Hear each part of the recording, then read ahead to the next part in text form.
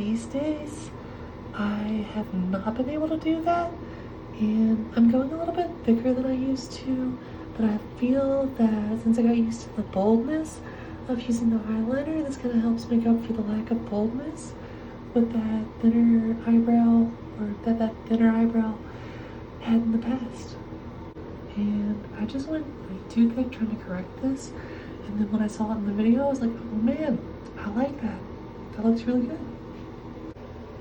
Probably a little bit masculine, but that's okay. You'll do better. Okay, so now I am here with a little bit of lotion on the rag for my lips, and I'm either gonna stay within the lips or I'm gonna go slightly over with the makeup removal on my lips, and that is just going to help when we over color them or color a little bit past the lines, which is going to give us a more full lip look. And just trying to follow the mouth shape or lip shape, or the shape recommended for over coloring. Okay, so in over coloring, you want to go over colored more, like further away from the lip in the center, and you want to bring it back to the actual lip within the boundaries of the lip as you get to the sides. So I'm going to overcolor slightly here because I can overdo it a lot, so I found it's easier just to go like just a little bit with it instead of maybe mess up and go way too far.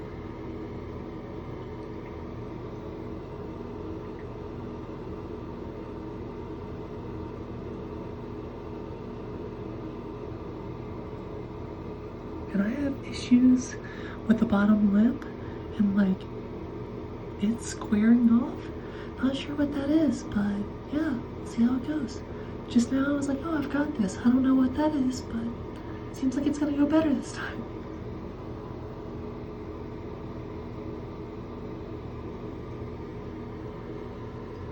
It's for you guys. I just messed up a little bit when I said that.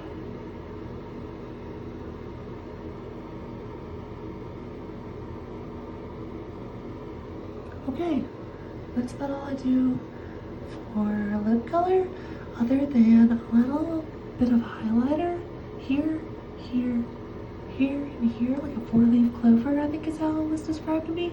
And then you kind of just like work it from the center towards the outsides. And I don't remember what the adjective used to describe that was. I think it was like softer lip look. It looks really good. I'll do it. And then I'll just take a little video because this is the last thing I'm gonna do. I think the idea here is to leave that 4-leaf clover shape, but I never do because I'm really bad about making it, even though like what I do is exactly what the woman whose video I followed does. Anyways, here goes the spreading. And for me, that's gonna make it like a lighter color, which wasn't recommended to me. The color I had recommended to me, and this is gonna mess up my, oh, no it's not. I thought it was gonna mess up my makeup, but here we go. Inside of your lip. Actually, mine looks that color now. Oh, okay. Like, right here, this color.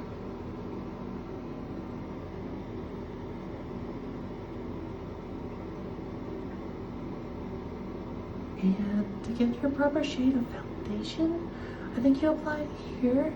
For trans women, this is gonna be kind of weird because of the 5 o'clock shadow.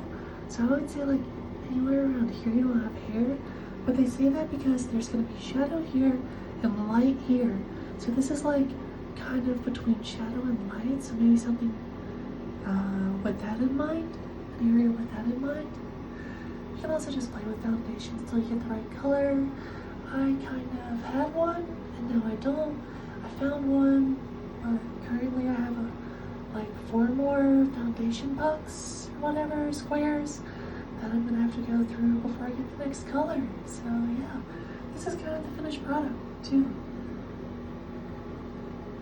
I'm actually gonna show you guys the green color corrector somewhere with like red somewhere else, and show you how to do like cleavage contours, which I've never got to work, but I've only tried like 2 or 3 times. But it seems like it works really well. When you can tell I'm going too dark with it, I'm just taking a little contour, such a little bit so I don't over apply. And then the idea is to come up and over in a curve, and then do a little bit less high. Same motion, a little bit less high over here. That's how it was shown to me.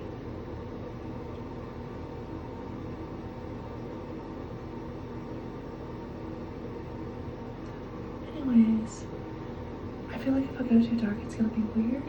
But I feel like that didn't do anything. Like, this is what I'm talking about. I can never get it to work.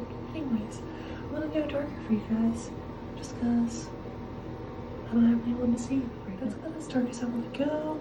See how that looks. Okay.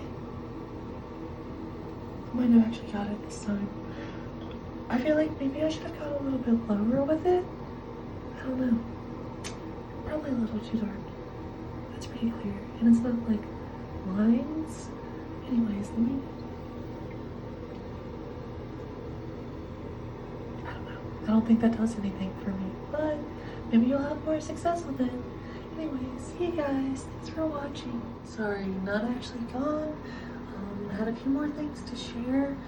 And I don't know if I'm going to cut the video. So, any of the bits of the video. So, sorry about that. Forgot what I was gonna say. Oh yeah, so then I like to clean my sponges. They say to clean sponge is a happy sponge. So I clean my 2 sponges. I don't clean this brush because it makes a mess in the sink. And I don't clean either of these 2 brushes really. Although when I was doing more blending with this brush I would every time. But now there isn't so much that sticks to either of these. So I don't find that I have to clean them. And also I end up having to wash my hands after cleaning the brushes one more time. And then I'll show you guys the green color corrector. And I think, hey, final thing. Here is what the green color corrector will do.